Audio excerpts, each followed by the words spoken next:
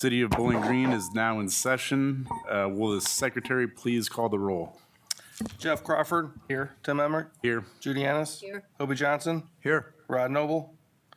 David Flager. Here. Jay Sockman. Here. All right.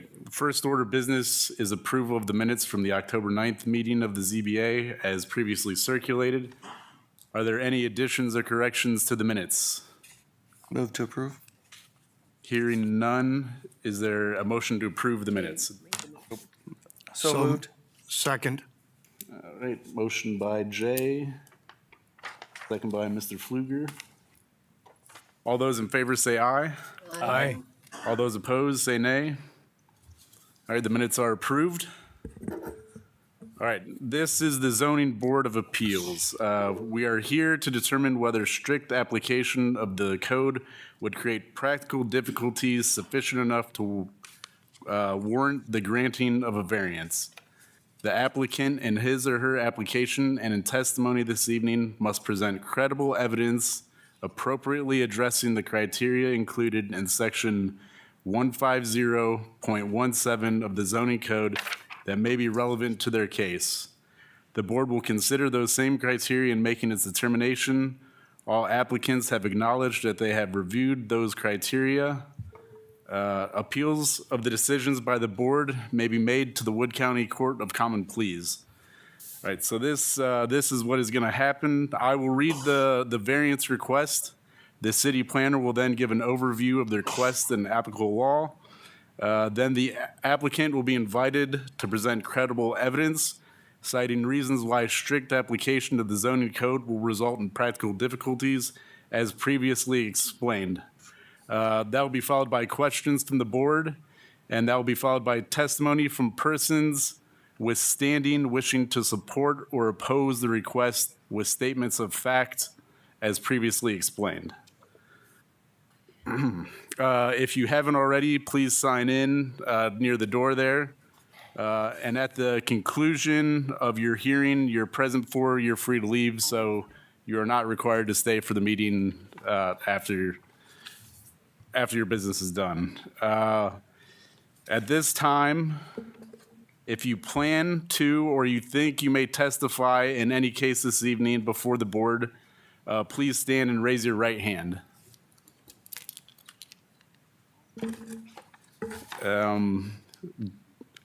I do solemnly swear that the testimony I give in this matters will be the truth, the whole truth, and nothing but the truth. I do. Thank you. All right, we have a few variance requests this evening, so we'll try to be as efficient as possible. All right, the first request, Todd Cool of 602 West Wooster Street has requested a variance to allow the construction of a parking pad approximately 192 square feet in area, which would encroach 6 inches into the required 3-foot setback to the south. Thank you. Under the section 150.72 of the zoning code, off-street parking A, location of off-street parking. Under number 4, all driveways must be set back from all side and rear lot lines by at least 3 feet. Here's an aerial view of the property where you can see there's 2 parcels. Using pictometry, you can see a front view of the house. This is looking at the side of the property. The other side of the property, it is a corner lot there on the one house, but this house is inset from that one lot, and then you'll see how it's kind of an L-shaped piece of property. Here's the rear of the property. Here's a picture of the front of the house. And here is the driveway and the parking pad that was already poured. Here's looking a bit closer in. Another view of the area. There were a few sketches that were part of your packet. Here's another sketch showing there's a drop area for a tree there that was described in the application. And then here is a more comprehensive site plan showing that back driveway and parking pad in relation to the house, and then, of course, the garage. I did put a memo in your packet just to give you a history of the property.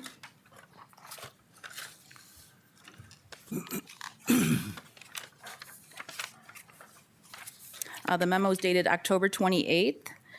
And again, just background information about 602 West Wooster Street in regards to the parking pad. On September 13th of 2024, a city employee notified us of a new driveway being installed at this location. The code enforcement officer checked the planning department permit database and found that there had been no permit applied for. On September 13th of the same date here of 2024, the concrete contractor actually came to the planning department office the same day to apply for a zoning permit. He said all he did was replace the main driveway that goes straight back to the garage and said that he replaced it with exactly the same size and same location. He said that the homeowners installed the new portion that widened the driveway prior to him installing the main driveway, and he wanted to only apply for the driveway replacement. He could see that the new section of driveway expanded the width significantly to the east, creating a large parking space off the side of the main driveway, and thought a variance may be needed. On September 17, 2024, the permit application was approved for the main part of the driveway. On September 18, 2024, a letter was sent to the property owner stating the expansion of the driveway for the parking may not be allowed per the zoning code regulations, and that a permit was required before doing the work. On October 8, 2024, property owner submitted the application for variance due to the expansion being too close to the property line. We did receive 2 letters from adjoining property owners. Basically, there is a note on the letter that the city sends, and it is dated November 6, 2024. I gave you copies, and it states, "We, Wayne and Linda Barber, spoke to Todd Kuhl regarding the variance, and we are okay with the variance. No action needed on our part. Thank you, Linda and Wayne Barber." And they live at 608 West Wooster Street. The second letter also is a note that was placed on our city letter that we're required to send, and it's dated November 1st, 2024, and it says, "No objections," signed Bob Mauer.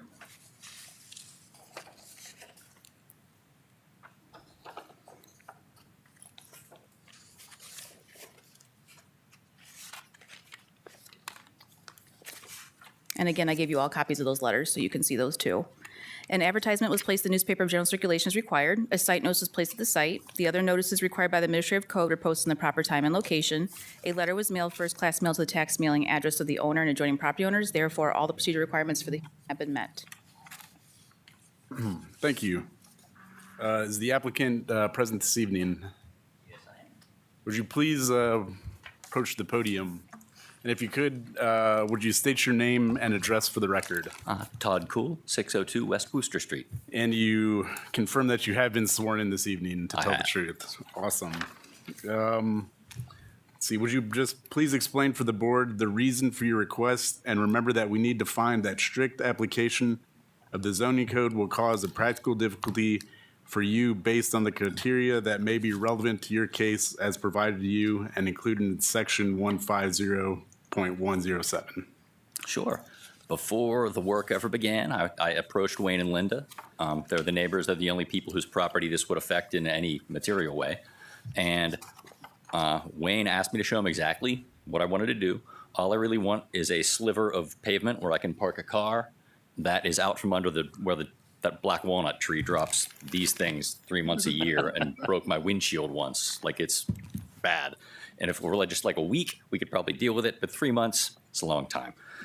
If I built to the south of the parking pad, it would have taken a lot more concrete. I'd had to gotten further into the yard. It would have been much more obtrusive. So I tried to fit that little sliver in towards the east, between the parking pad and the driveway there. And the driveway and that rectangular parking pad were pre-existing. That was all there. So the little sliver that goes out on the parking pad, like, that's all I really wanted to do, was extend that parking pad a little bit where the tree wouldn't wail on it with nuts. So Wayne had me show him exactly where. He said, I own 9 feet to the north of this garage, and there's a 3-foot setback, so 12 feet. So I measured immediately 12 feet 1 inch. I put a board down. I told the crew who was going to do it the morning they arrived, this is the mark. Don't even use mine because you might kick it. Measure this every time. It's got to be 12 feet off. Turns out that Wayne owns 9 feet 6 inches. So I hope he's happy that he got a little half a foot of land out of this. But that puts my extension 6 feet into the setback. 6 inches. 6 inches, sorry, 6 inches. So just a 6-inch strip of concrete on the south edge of that little parking pad addition that goes into the setback towards his yard. And again, I saw them out, when they got the note, I saw Wayne and Linda out there, went right out that morning and talked to them about it, I said, we would just have to have this sawn off. And they said, no, that's stupid for you to have to do that. We don't care. All right, thank you. Sure. Is there anyone else who wishes to speak on this matter at this time? Hearing none, we'll close public comment. Do any of the board members have any questions for the applicant?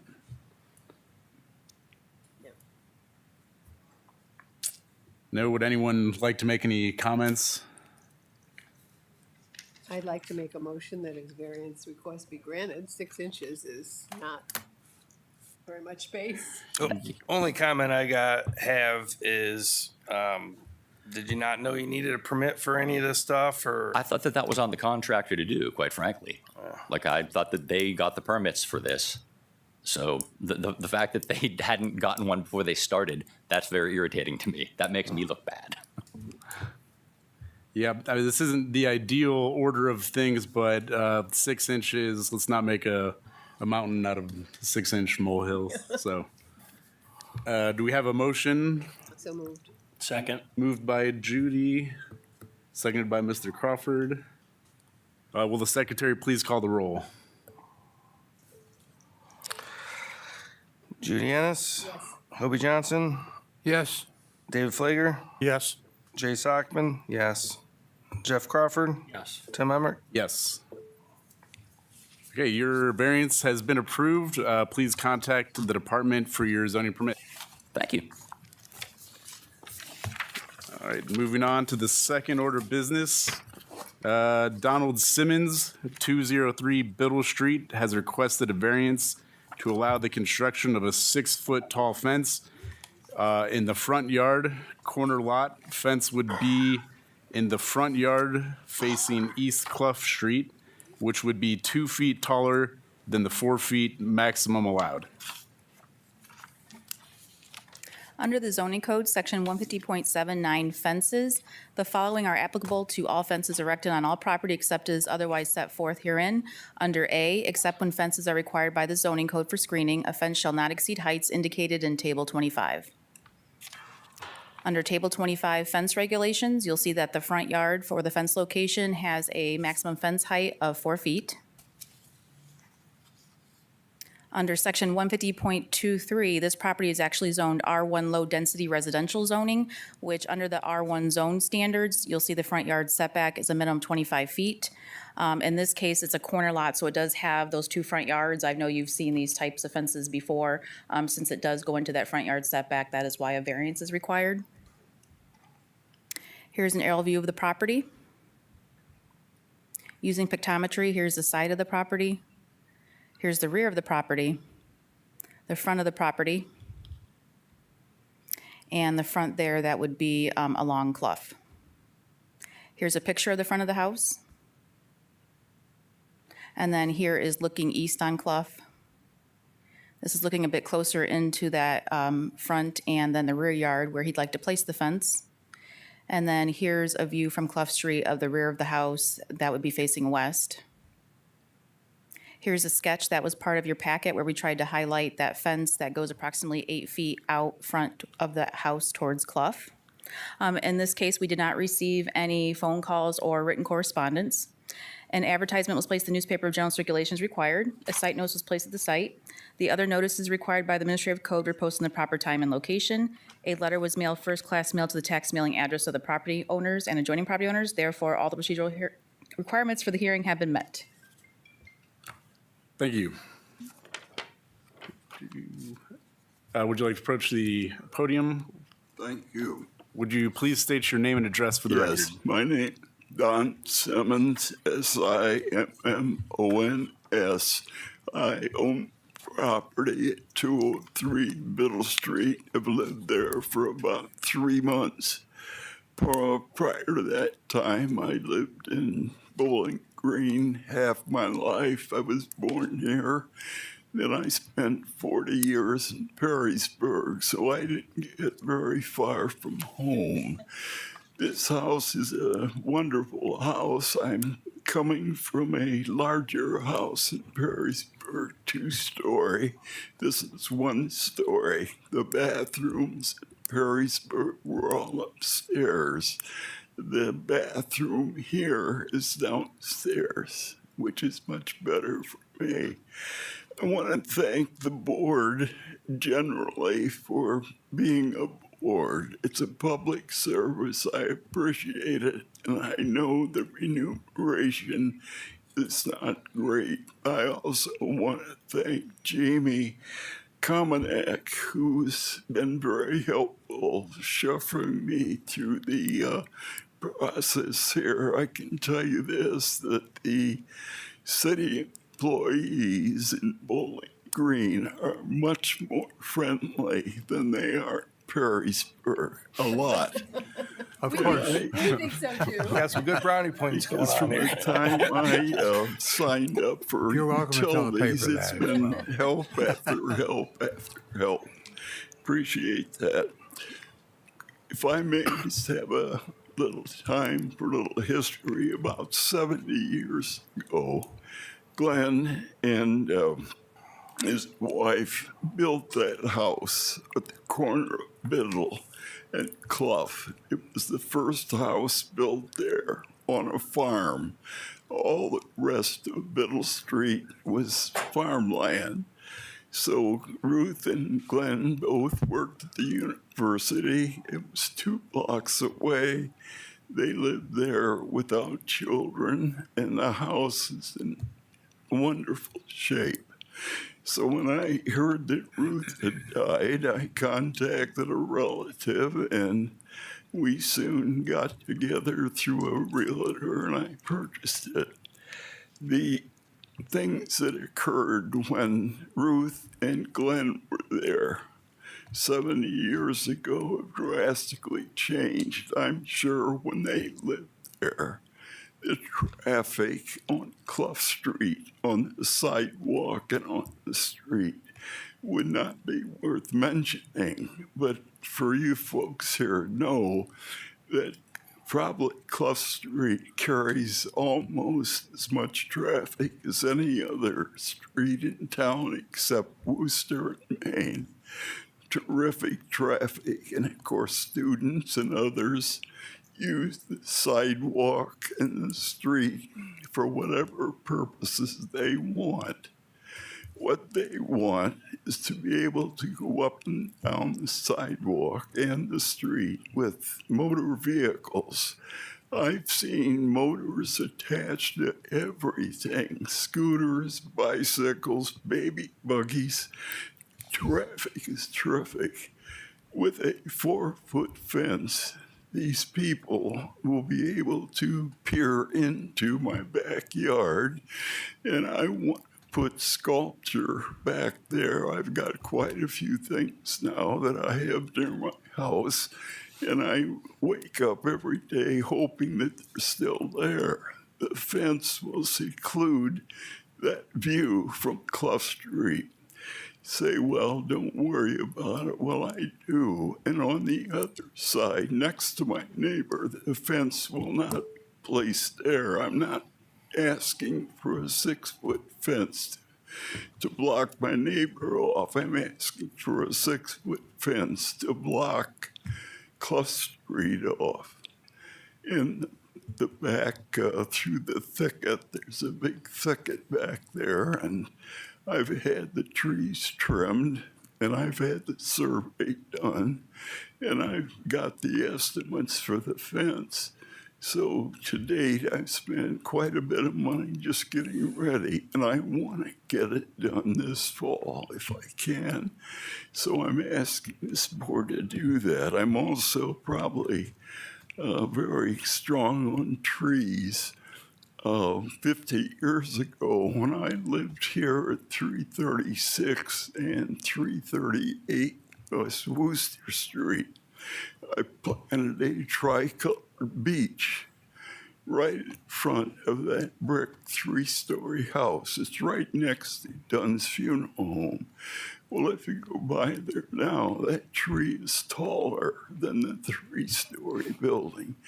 Planted another one out at Oak Grove this year, but I won't be around to see that one get to the height that the other one So that's pretty much where we are. I like it being back in town. This fence, 6 foot, I think, solved my problem. It will keep trespassers away or from viewing what I have and then going around to my neighbor's side, which is open. So that's why I'm asking for the variance. Be happy to answer any questions that any folks yep. have. Thank you. Appreciate your testimony. I think we get a pretty good idea. Is there any other public input at this time? Hearing none, we'll close the public input. Does anyone have any questions for the applicant? A statement, I don't have any problem with it. I understand the safety and concern with the pedestrian flow on that street. So I'm for it. I agree with Yeah, Jay. me too. All right, do I hear a motion then? Also move. Second it. All right, moved by Hobie, seconded by Judy. Mr. Secretary, will you please call the roll? Tim Emmert, Yes. Judy Ennis, Jeff Crawford, Yes. Hobie Johnson, Yes. David Flager, Yes. Jay Sockman, yes. Great. All right, your variance has been approved. Please contact the planning department for your zoning permit. Thank you very much. All right, our third order of business.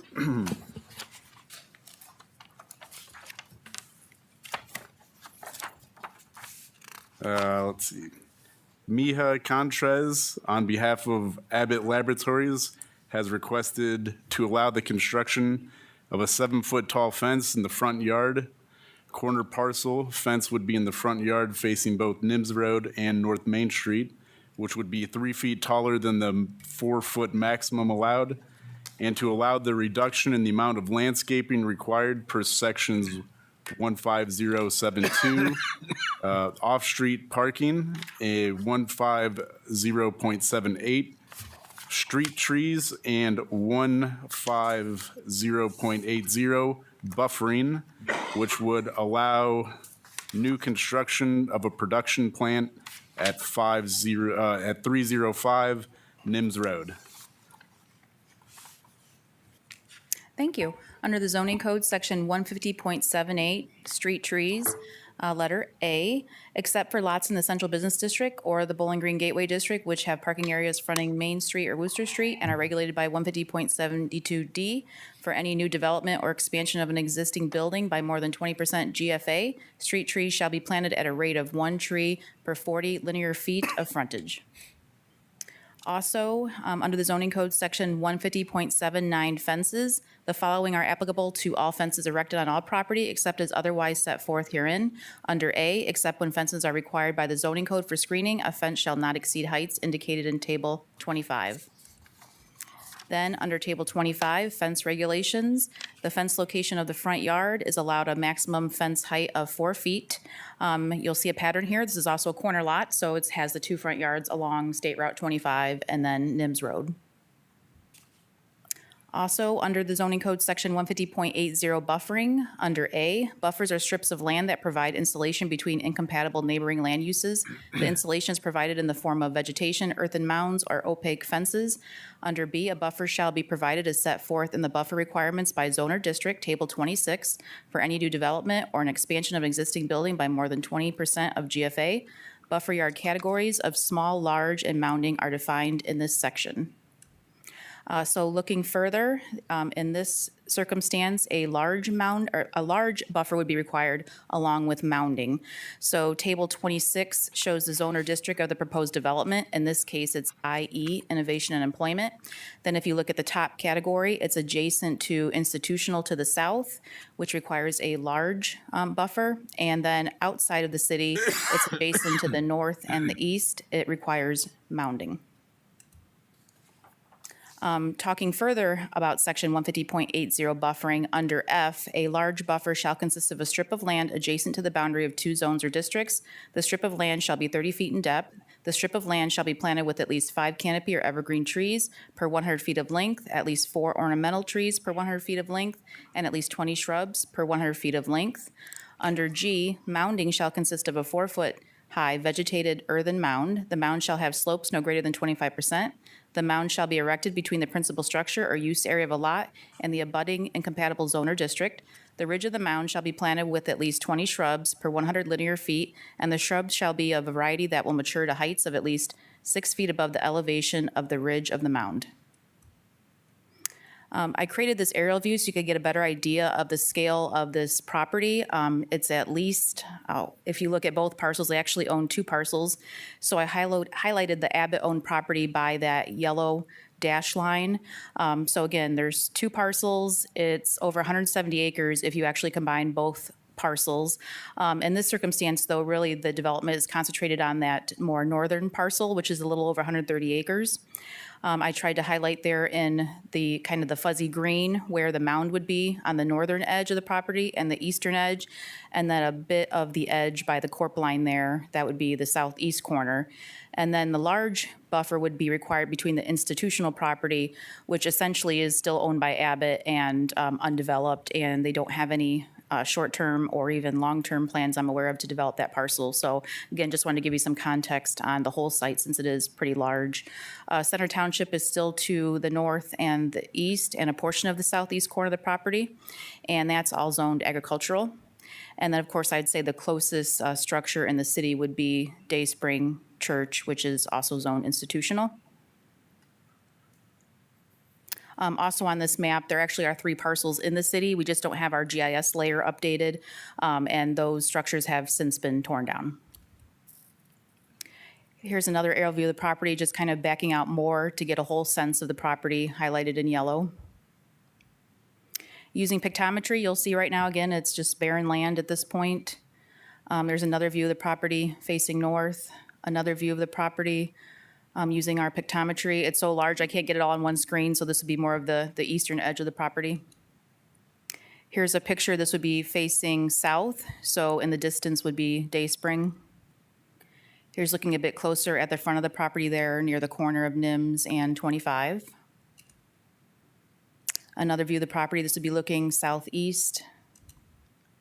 This would be looking towards the east. That would be Nims Road there on the left of the screen. And then this would be, looking across the other side of 25 at the property. Another view with their 25 there is the picture. Here are renderings that were part of your packet to give you an idea of the project. That would be the decorative fencing that they're shown there at 7 foot. Another view of the property rendering. Another view of the property that was in your packet showing some of the berm areas. I also have the site plan here, which I know is near impossible to see on the screen. Again, just sharing what we have. I do have a full-size copy that we can pass around if you want to look at that more closely, or anybody in the audience if you would like to. Again, this does show some of the landscaping that's proposed along with the berms and the buffering. And then I tried to zoom in a little closer there to get a better idea of that proposed concept plan for the plant and the whole site. I also wrote a memo because, again, this is such a large industrial project. It's hard to write all of the detail in within the agenda. So I just wanted to give a little more detail, basically looking again at the zoning code 150.72C off-street parking. Table 24 is a parking lot landscaping table, and they will be complying with the interior landscape island requirements. And in this case, the perimeter landscaping would be where a portion of the variance would be requested. So based on that, they are proposing 26 of the 27 required trees be provided and no shrubs. And then the required, required interior landscape islands trees would be provided. And again, that's in compliance. And then looking further under 150.78 street trees. So based on the landscaping plan, a variance is required to not provide street trees along the Nims Road frontage, where approximately 88 trees would be required. There would be a landscaping berm as required under section 150. The 32 required street trees would be planted along North Main Street, also known as North Dixie Highway and State Route 25. There are also additional 50 ornamental trees being planted near the southwestern frontage of the site, so there is going to be some landscaping planted, of course. Also looking further under 150.80 buffering, the property is zoned IE Innovation and Employment, as I mentioned, and I wanted to further detail showing you also a screenshot of the zoning in Center Township, again, just so you're aware that it was zoned agricultural. There is a small piece of property along the frontage of most of 25 that is actually zoned C3 Highway Commercial. I described to you further detail in the memo, the buffering required for a mound and the buffering required for the actual large buffer. I also already mentioned to you the 41-acre parcel to the south owned by Abbott. And again, just wanted to touch on that memo in your packet, and I know representatives from Abbott are here to describe this in more detail. However, I did receive 2 letters after we sent the required letters to neighboring properties. So we have a handwritten note that I gave you a copy of. This is on behalf of Dixie Commercial Building LLC. Jotted a note on our letter that we sent dated November 1st, 2024, and it's written, "No objection," signed Bob Mauer. The second letter, same thing. It was dated November 1st, 2024, handwritten note on behalf of RPM Commercial LLC. It's signed "No objections," also Bob Mauer. An advertisement was placed in the newspaper of general circulation as required. A site notice was placed at the site. The other notices required by the administrative code were posted in the proper time and location. A letter was mailed, first-class mail, to the tax mailing address of the owner and adjoining property owners. Therefore, all the procedure requirements for the hearing have been met. Can Thank you you. go, can you go back to Nims Road, the picture where you, from Nims Road?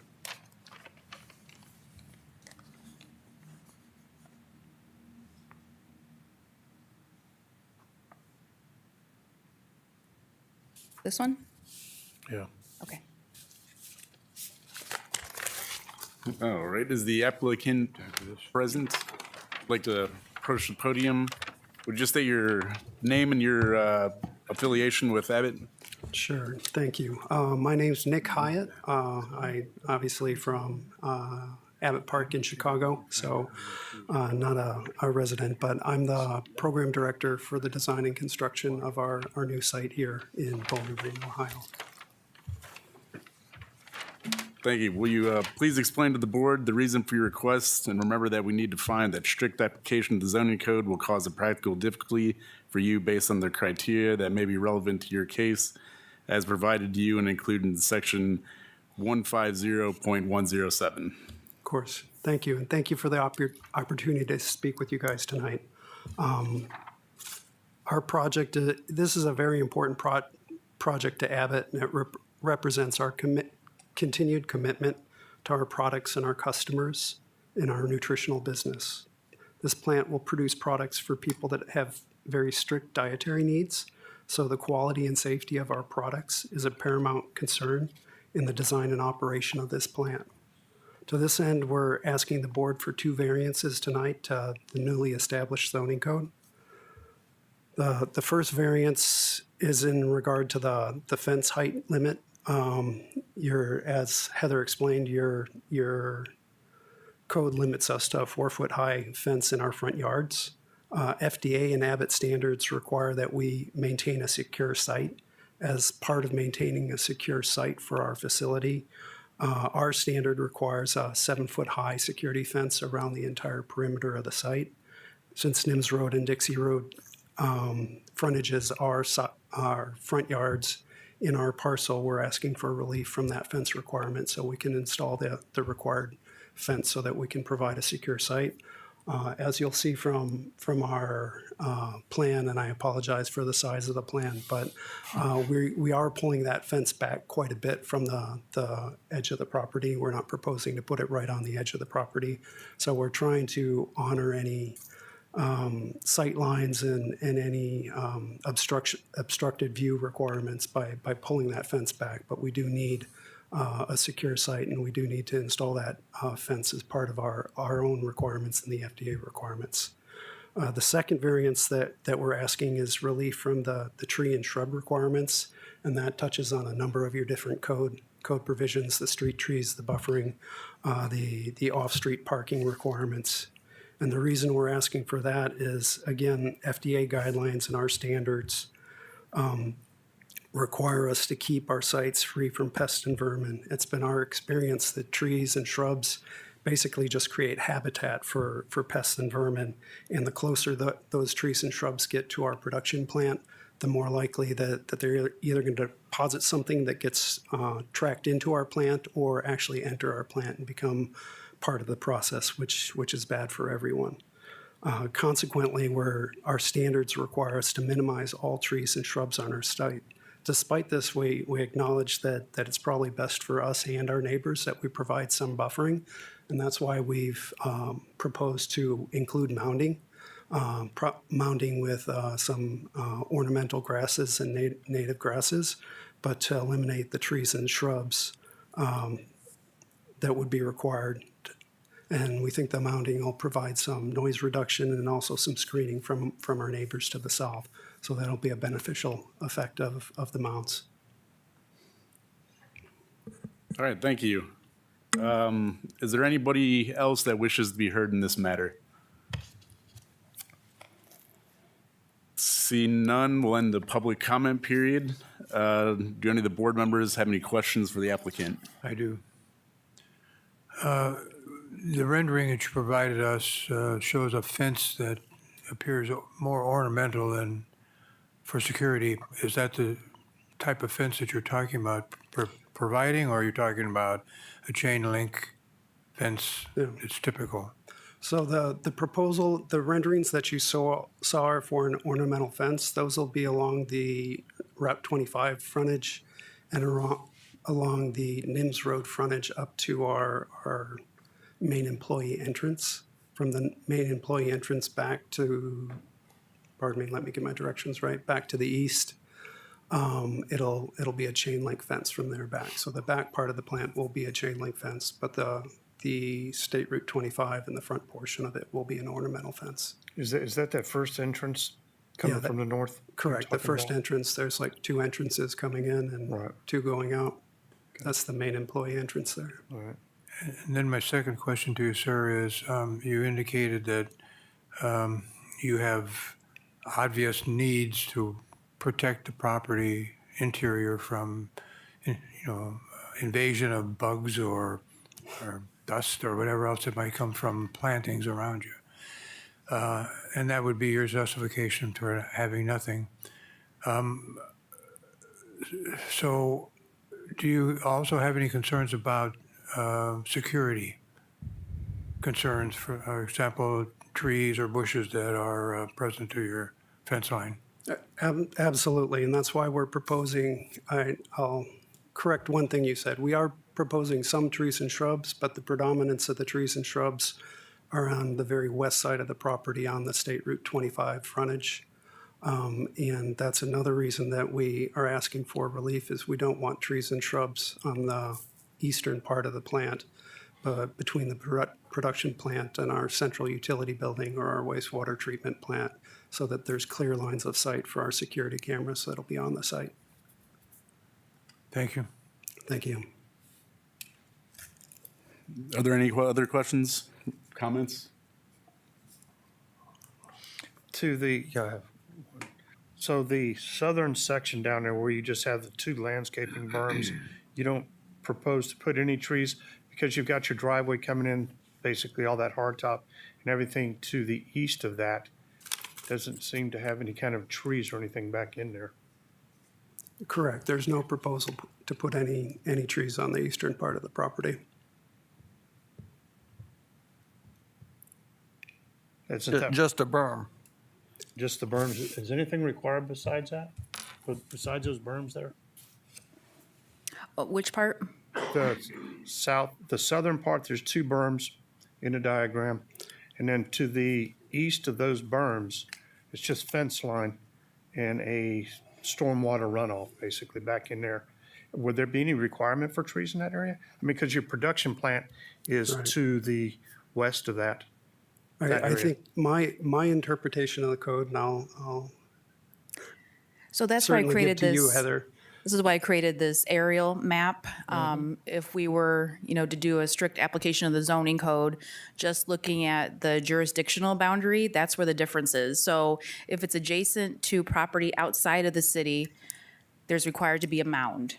Okay, just a moment. Correct. And so if it's adjacent to institutional, which it is on a portion of that southern area, Right. it's zoned institutional, only needs the large mounding.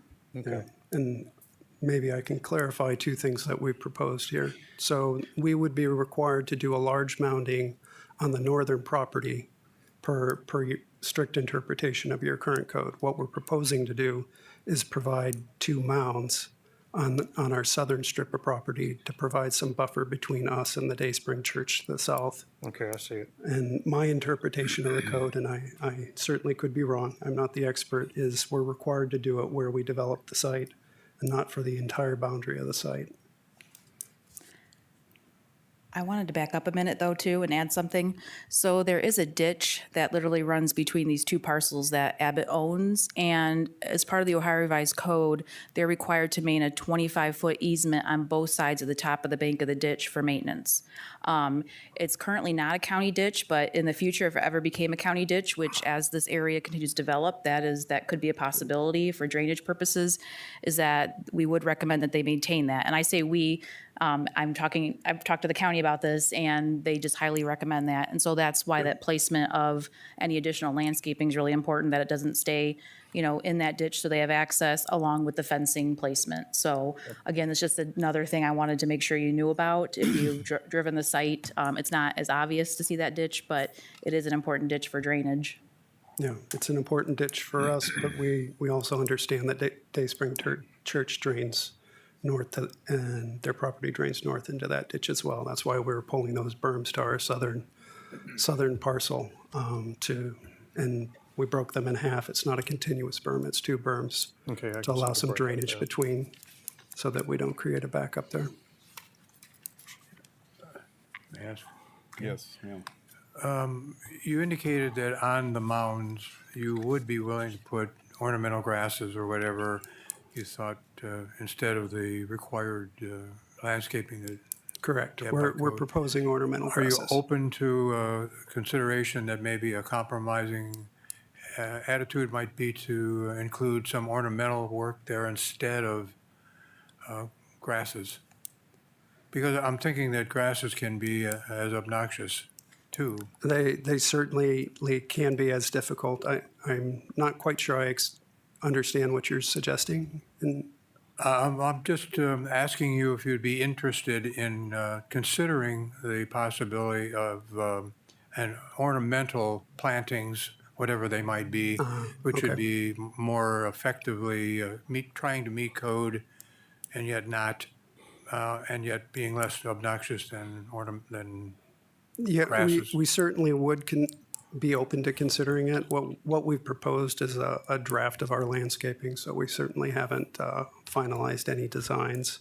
What we're trying to avoid is large shrubs, deep thickets, anything that would provide habitat for squirrels and rabbits and that sort of vermin. So that's what we're trying to avoid, but we're open to other things. The other thing that led us towards ornamental grasses was we're trying to think about the water impact of our site. So we're trying to avoid flowers and those sort of annual plantings that would have to be continuously watered and require a lot of water and care.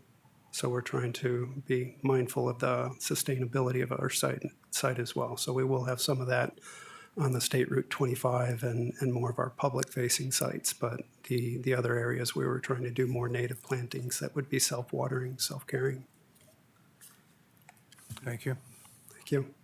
Yeah, clearly this is a scenario where the federal regulations and our zoning code don't exactly mesh up with each other. But it seems to me like this is a pretty decent detailed plan. And I understand the need to reduce the amount of trees and shrubbery on account of insects and pests and the nature of the production. Does anyone else have any comments? When I look at it, I think or as a community, we're extremely lucky that Abbott wants to be part of our community. And I look at their plan and think it looks like they've gone above and beyond on Correct, yeah. on the fencing, on the plantings, and trying to be, it looks to me like they're doing everything they can to be a really good neighbor. And I I salute that, yeah. absolutely have no problem with this. And as I chased a mouse out of my garage today because of ornamental grass in front of it, I totally agree with you. Yeah. Was there a motion to approve the request? I so moved. Jay motions, Seconded. John seconds. Will Who the- seconds? Dave. Dave, Okay. sorry. Just Dave. threw me for a loop there. My bad. Dave Fluger seconds. Will the secretary please call the roll? Jeff Crawford, Yes. Tim Emmerich, Yes. Judy Annis, Yes. Hobie Johnson, Yes. David Flager, Yes. Chase Hockman, yes. Your variance has been approved. Please contact the planning department for your zoning permit. And welcome to Bowling Green. Yeah. Thank you very much. All right, finally, moving on.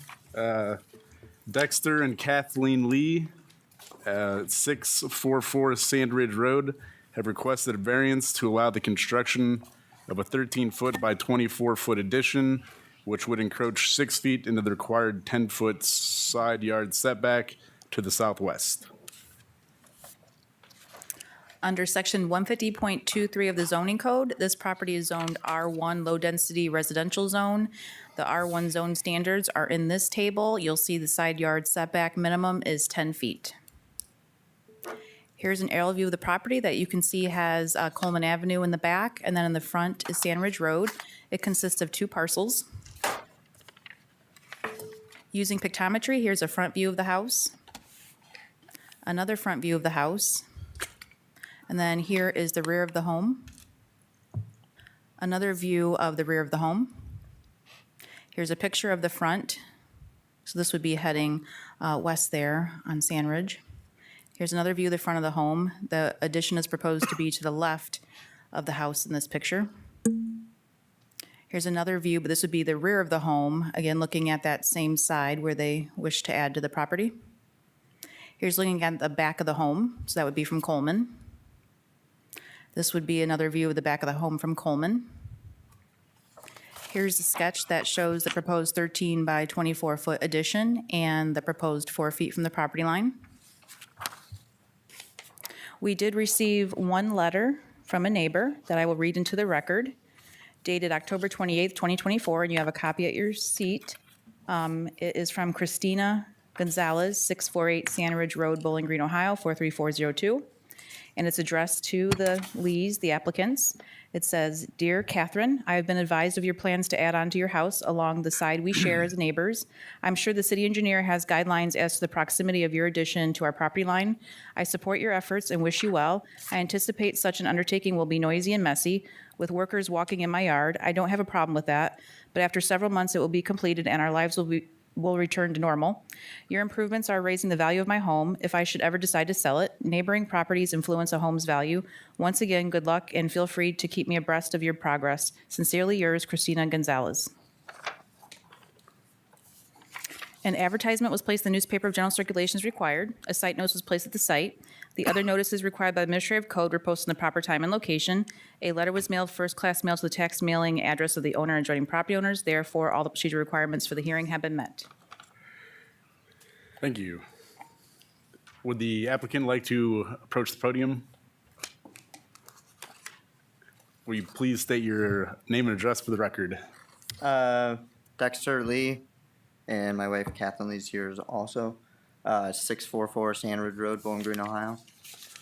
Thank you. I would like to, clarify. I wanted to apologize. Well, when I didn't notice the sign-in sheet, and I was signing in when you said to raise your right hand, and I was like walking up, and I didn't have my hand raised. So I just wanted. You swear to tell the truth?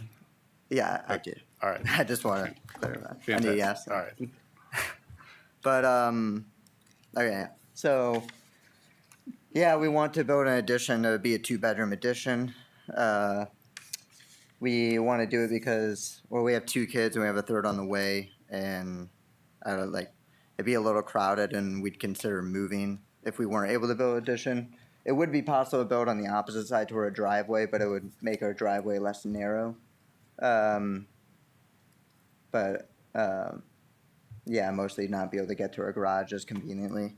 So, which would be we wouldn't probably have to do a variance on the opposite side. I'm almost positive, but it wouldn't be nearly as convenient blocking our driveway. So, but yeah, it would be 4 feet away from our property line towards our neighbor Christina, who I've had several conversations with to verify that she had no problems and issues, which I got a letter from her as well that was read. But Awesome, thank you.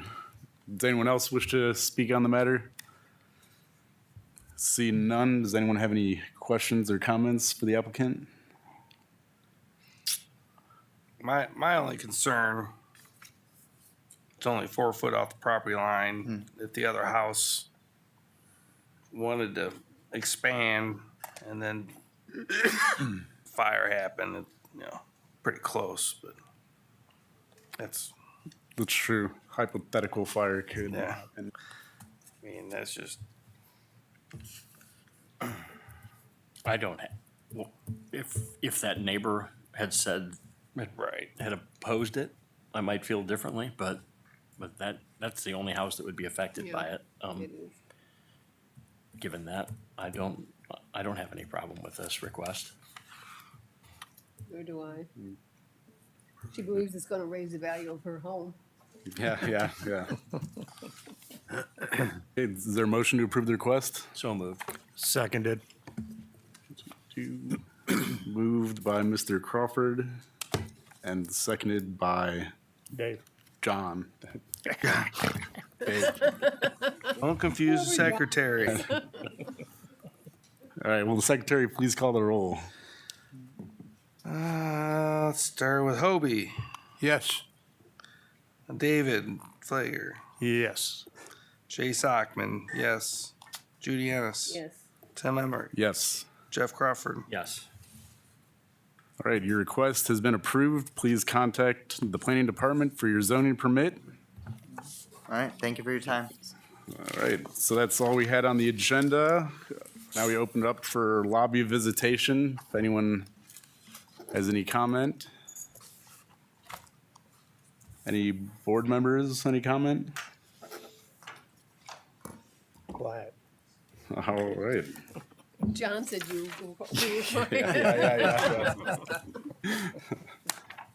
All right, seeing none, is there a motion to adjourn the meeting? Also moved. And I'll second it. All right. Motion by Hobie, seconded by Judy. All those in favor say aye. Aye.